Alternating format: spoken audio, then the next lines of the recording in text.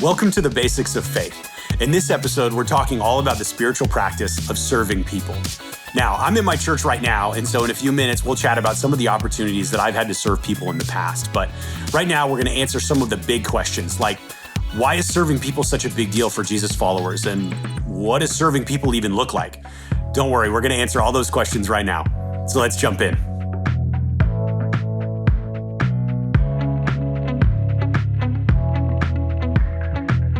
So first, let's get on the same page. When I say serving others, what am I actually talking about? Well, it's pretty simple. Serving just means one person choosing to care for the needs of another person. Yeah, it's a pretty broad definition, but that's a good thing. It means that there are tons and tons of different ways we can serve other people. But why is serving such a big deal for Jesus followers? Well, the answer to that question really starts in the Old Testament. When the Israelite nation was just beginning to take shape, caring for other people was baked into the law God gave Moses and his people. In Leviticus 25, God said, "If any of your fellow Israelites become poor and are unable to support themselves among you, help them as you would a foreigner and stranger so they can continue to live among you." Leviticus 25:35. There are two important things to see in this verse. First, everyone matters to God, even people who have fallen upon hard times. And it matters to God that these people are cared for. He doesn't beat around the bush when it comes to his expectations for the people of Israel. If one of their countrymen is struggling and is in need of help, their fellow Israelites are supposed to offer them aid. And secondly, when it comes to people in need of care, God doesn't see any difference between Israelites and foreign-born people. His expectation is that his people would care for everyone in need of help, regardless of where they were originally from. We see this care practiced numerous times in the Old Testament. In the book of Ruth, when Ruth and her mother-in-law Naomi were struggling to feed themselves, Boaz welcomed Ruth to harvest grain in his field and ensured that she was protected. In 2 Kings, the prophet Elisha helped a widow rescue her sons from slavery by miraculously providing enough oil for her to pay off her debts. In the book of Esther, Mordecai provided a home for his niece after the death of her parents. In these stories, we see glimpses of what it looks like to care for people well, and there's no reason to assume that God's expectations for us are any different than they were for the Israelites thousands of years ago. Following the will of God means caring for and serving those in need of help around us, regardless of their background or place of birth. It's this type of care that was fully embodied in the life of Jesus. When Jesus came on the scene in the New Testament, serving others was a central part of his ministry, and he raised the standard on what that even looks like.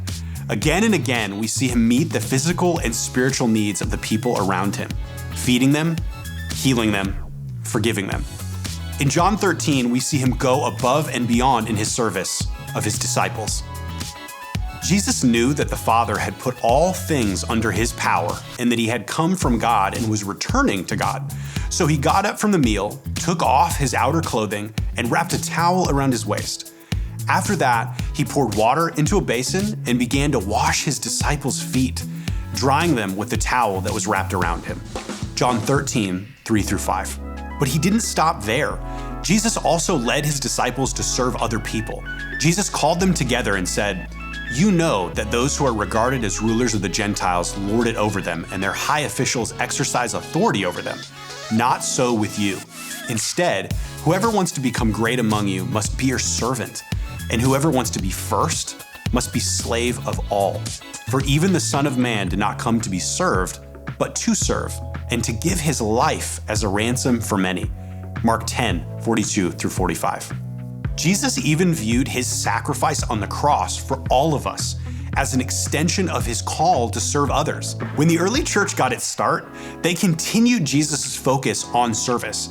They cared for one another and for the people in their community, meeting their needs. Acts 6 tells us that they even appointed special people to ensure that no one was overlooked in the church's daily distribution of food to their neighbors. As the church continued to grow over the coming centuries, many people who dedicated their lives to following Jesus, many of them living in monasteries or convents, viewed service as an important part of their commitment to God. Even in the present day, churches are often on the front lines of charity work done around the world, not to mention the many smaller acts of service done by regular people within their neighborhoods and communities. Now maybe you're thinking, I'm interested in serving, but how do I get started? Let's take a look. No matter where you live or what church you attend, serving at your own church can be a great starting point in your serving journey. I know for me, it's been fantastic being on the host team as a greeter at our church. So on a Sunday morning, you might see me at an exterior door or an auditorium door, just waving at people, saying good morning, saying it's great to see you, saying welcome, making sure that people feel welcomed, feel taken care of as they walk into our church on a Sunday morning. I do my best to keep the perspective that I don't really know what these people are walking in with on a Sunday morning. I don't know if they fought in the car on the way to church. I don't know if they did something the night before that they're ashamed of. I have no idea what they're coming in with, but I do know that I get to smile, wave, and say, welcome. We're so glad you're here. You made the right choice to spend your Sunday morning right here with us at church. And if you feel like maybe it's the right time to take some of your serving experience to the next level, make sure you check out the Get Connected space at your campus. They're going to give you all of the great details about some of the community organizations that we're involved with and that you can get involved with throughout the week in different serving opportunities. And I know for me that serving at my own church has had a profound impact upon my life. I get the opportunity to have conversations with people all over our church that if I wasn't maybe a greeter at the door, I wouldn't be able to even have that opportunity with those people.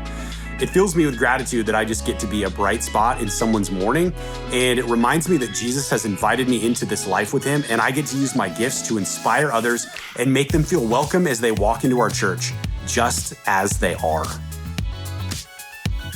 Now, remember what we said at the beginning, the definition of serving is really, really broad. So the examples of serving we just covered only scratch the surface of ways you can care for others in your community. The important thing is to slow down and talk to God about ways he might be calling you to serve.